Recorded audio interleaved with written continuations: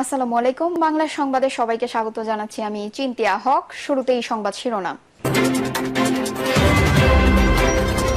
BNP চায় উৎসবমুখর নির্বাচনী পরিবেশে গণতন্ত্র প্রতিষ্ঠিত হোক, বলছেন আমিনুল হক।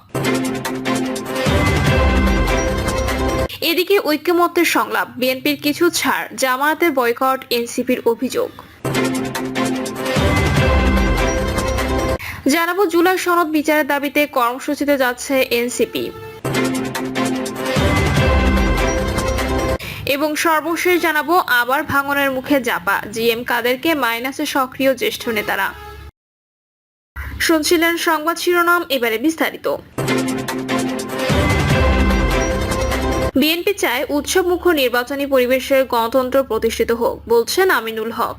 বিএনপির কেন্দ্রীয় ক্রীড়া বিষয়ক সম্পাদক, ঢাকা মহানগর উত্তর বিএনপির আহ্বায়ক আমিনুল হক বলেছেন, বিএনপি চায় উৎসবমুখর নির্বাচনী পরিবেশের মাধ্যমে বাংলাদেশে পরিপূর্ণভাবে গণতন্ত্র প্রতিষ্ঠিত হোক। বিএনপির ভারপ্রাপ্ত চেয়ারম্যান তারেক রহমানের দেওয়া 31 দফা রূপরেখার বাস্তবায়নে রাষ্ট্রীয় প্রতিষ্ঠানগুলোর পরিপূর্ণ সংস্কার হবে। আমিনুল হক বলেন, গত 17 বছর ধরে এদেশের মানুষ আন্দোলন সংগ্রাম করছে একটি অবাধ সুষ্ঠু নির্বাচনের জন্য।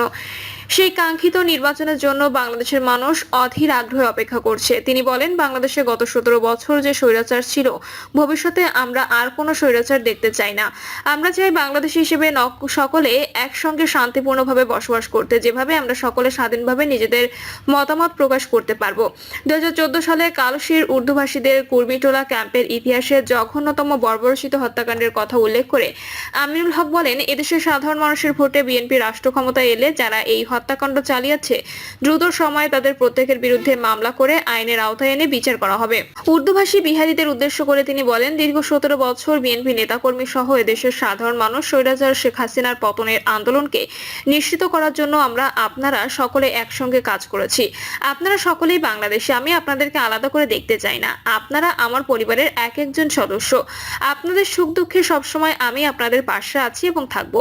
স্বৈরাচার শেখ হাসিনা সহ তার দোসরদের বিচার বাংলাদেশের মাটিতে হবে উল্লেখ করে বিএনপির এই নেতা বলেন, শেখ হাসিনা সহ তার দোসররা যারা গত 17 বছর আমাদের ভাইদের হত্যা করেছে, গুম করেছে, খুন করেছে, গত ছাত্র জনতার গণঅভ্যুত্থানে যারা আমাদের ছাত্র ভাইদেরকে হত্যা করেছে, বিএনপি নেতাকর্মীদেরকে হত্যা করেছে এবং এদেশের সাধারণ মানুষদেরকে হত্যা করেছে, সেই প্রত্যেকটি আওয়ামী স্বৈরাচারের প্রেতাত্মা ও তাদের দোসরদের আইনের আওতায় এনে বিচার করা হবে। হত্যাকাণ্ডের 11 বছর পর নিহত 10 জনের মধ্যে তাদের পরিবারের বেঁচে যাওয়া একমাত্র সদস্য ফারজানার ভরণ পোষণের সকল দায় দায়িত্ব গ্রহণ করেন বিএনপি নেতা আমিনুল হক। ঐক্যমত্যের সংলাপ, বিএনপির কিছু ছাড়, জামায়াতের বয়কট, এনসিপির অভিযোগ। সংস্কারের জন্য ঐক্যমত্য গঠনের সংলাপে বিভিন্ন প্রস্তাব নিয়ে রাজনৈতিক দলগুলোর মধ্যে মতভিন্নতায় বেশি হচ্ছে। 70 অনুচ্ছেদ, 4টি সংসদীয় স্থায়ী কমিটি সহ কিছু কমিটির সভাপতি পদ বিরোধী দলকে দেওয়া এবং প্রধান বিচারপতি নিয়োগ ইস্যুতে বিএনপি কিছুটা ছাড় দিচ্ছে। তবে নারী আসনের নির্বাচন এবং সংসদের উচ্চকক্ষ নিয়ে তারা আগের অবস্থানে রয়েছে। ধর্মভিত্তিক দলগুলোর নারী আসন বাড়ানোর বিপক্ষে অন্যান্য দলের মতামত না নিয়ে লন্ডনে সরকার ও বিএনপির বৈঠকে নির্বাচনের সম্ভাব্য সময়সীমা নির্ধারণের প্রতিবাদে সংলাপ বয়কট করেছে জামায়াত ইসলামী। লন্ডন বৈঠক নিয়ে ক্ষুব্ধ জাতীয় নাগরিক পার্টির সংলাপে যোগ দিলেও নিরপেক্ষতার প্রশ্ন তুলেছে। তারা অভিযোগ করছে, সরকার ও ঐক্যমত্য কমিশন বিএনপির দিকে হেলে পড়েছে।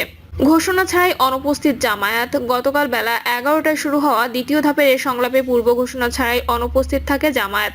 পরে জানা যায় দলটি লন্ডন বৈঠকের প্রতিবাদে বয়কট করেছে। মধ্যাহ্ন বিরতির পর সংলাপে যোগ দিতে প্রধান উপদেষ্টা নেতৃত্বাধীন ঐক্যমত্য কমিশন অনুরোধ জানালেও জামায়াত তাদের সাড়া দেয়নি। এতদিন সংলাপে দলের প্রতিনিধিত্ব করা জামায়াতের সহকারী secretary general doctor Hamidur Rahman Azad বলেন, একটি দলের সঙ্গে বৈঠক করে নির্বাচনের সময়সীমা ঠিক করায় সরকারের অবস্থান নিয়ে প্রশ্ন তৈরি হয়েছে।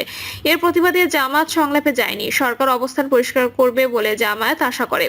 বৃহস্পতিবার পর্যন্ত চলবে সংলাপ, এরপর বিরতি দিয়ে রোববার থেকে আবার শুরু হবে। জামায়াত সূত্র জানিয়েছে, প্রতীকী প্রতিবাদ হিসেবে সংলাপ বয়কট করা হয়েছে। দলটির এক জ্যেষ্ঠ নেতা বলেন, শুধু বিএনপির সঙ্গে বৈঠকে সরকার কিভাবে নির্বাচনের সময়সীমা ঘোষণা করেছে, কেন একটি দলের সঙ্গে যৌথ বিবৃতি দিয়েছে, ঐক্যমত্য কমিশনের জবাব দিলে জামায়াত সংলাপে ফিরবে। ডিসেম্বর থেকে জুনের মধ্যে নির্বাচন হবে। সরকারের এই অবস্থানকে জামায়াত জামায়াত সমর্থন করলেও বিএনপি ডিসেম্বরের মধ্যে নির্বাচনের দাবিতে সরকারকে চাপে রেখেছিল। এপ্রিলের প্রথমার্ধে নির্বাচনের ঘোষণাও দলটি প্রত্যাখ্যান করেছিল। গত 13 জুন লন্ডনের প্রধান উপদেষ্টা ডক্টর মোহাম্মদ ইউনূসের সঙ্গে বৈঠক করেন বিএনপির ভারপ্রাপ্ত চেয়ারম্যান তারেক রহমান।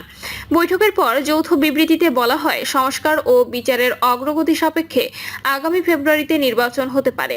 সরকার পতনের পর বিএনপির নির্বাচনী প্রতিদ্বন্দ্বী হয়ে ওঠার চেষ্টায় থাকা জামায়াত যৌথ বিবৃতি নিয়ে প্রশ্ন তুলে পরদিন বলেছে, এর মাধ্যমে প্রধান উপদেষ্টা একটি দলের প্রতি বিশেষ অনুরাগ প্রকাশ করেছে যা তার নিরপেক্ষতা ক্ষুণ্ণ করেছে।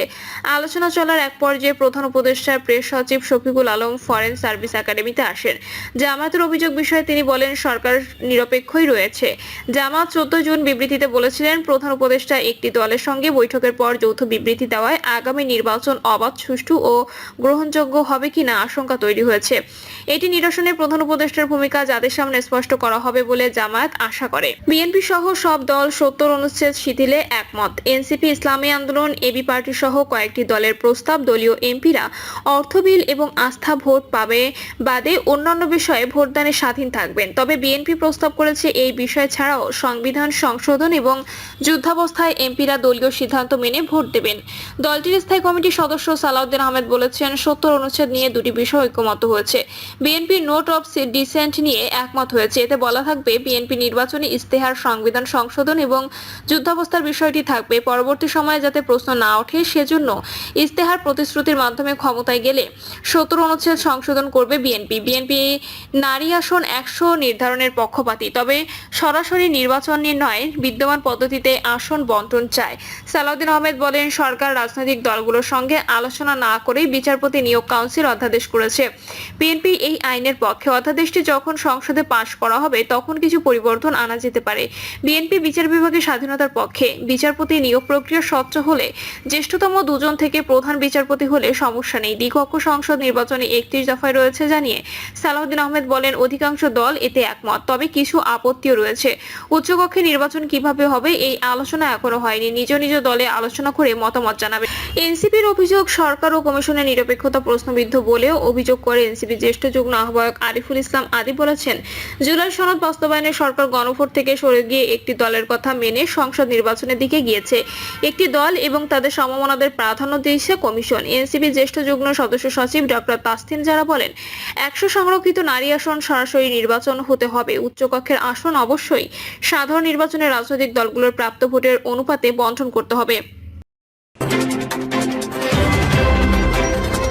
জুলাই সনদ বিচারের দাবিতে কর্মসূচিতে যাচ্ছে এনসিপি। জুলাই ঘোষণাপত্র, জুলাই সনদ এবং জুলাই গণহত্যার বিচারের দাবিতে দেশব্যাপী কর্মসূচি ঘোষণা করেছে জাতীয় নাগরিক পার্টি। এতে বলা হয়, আগামী জাতীয় নাগরিক পার্টি এনসিপি নবগঠিত বিভিন্ন জেলা ও উপজেলা সমন্বয় কমিটিগুলো স্ব কার্যালয়ে প্রথম কার্যনির্বাহী সভা আয়োজন করার জন্য আহ্বায়ক মোহাম্মদ নাহিদ ইসলাম এবং সদস্য সচিব আক্তার হোসেন নির্দেশনা প্রদান করেছেন। আরো বলা হয়, সভা শেষে জুলাই ঘোষণাপত্র, মৌলিক সংস্কার বাস্তবায়নে জুলাই সনদ এবং জুলাই গণহত্যার বিচারের দাবিতে সংশ্লিষ্ট জেলা ও উপজেলা সমন্বয় কমিটিগুলোকে কর্মসূচি পালন করার জন্য নির্দেশ দেওয়া যাচ্ছে। আবারও ভাঙনের মুখে জাপা, জিএম কাদেরকে মাইনাসে সক্রিয় জ্যেষ্ঠ নেতারা। সপ্তমবারের মতো ভাঙনের মুখে পড়েছে জাতীয় পার্টি। দলের চেয়ারম্যান জিএম কাদেরকে সরাতে বর্তমান এবং সাবেক জ্যেষ্ঠ নেতারা সক্রিয় হয়েছেন। দলটির শীর্ষ পর্যায়ের অনেক নেতা মনে করেন, আওয়ামী লীগের আমলে গৃহপালিত বিরোধী দলের ভূমিকার কারণে দলটি সংকটে পড়েছে। শেখ হাসিনার শাসনামলের বিরোধী দলীয় নেতা জিএম কাদেরকে নেতৃত্ব থেকে সরানো ছাড়া জাপাকে সরকার এবং ছাত্র জনতার অভ্যুত্থানের শক্তিগুলোর চাপ থেকে রক্ষা করা সম্ভব নয়। দলীয় নেতারা বলছেন, জিএম কাদের সাম্প্রতিক সময়ে যেভাবে আওয়ামী লীগের পক্ষ নিয়ে সরকারের সমালোচনা করেছেন তাতে আগামী নির্বাচন জাপার পক্ষে টিকে থাকা অসম্ভব। সরকার এবং রাজনীতি কোথাও নেই জাপা।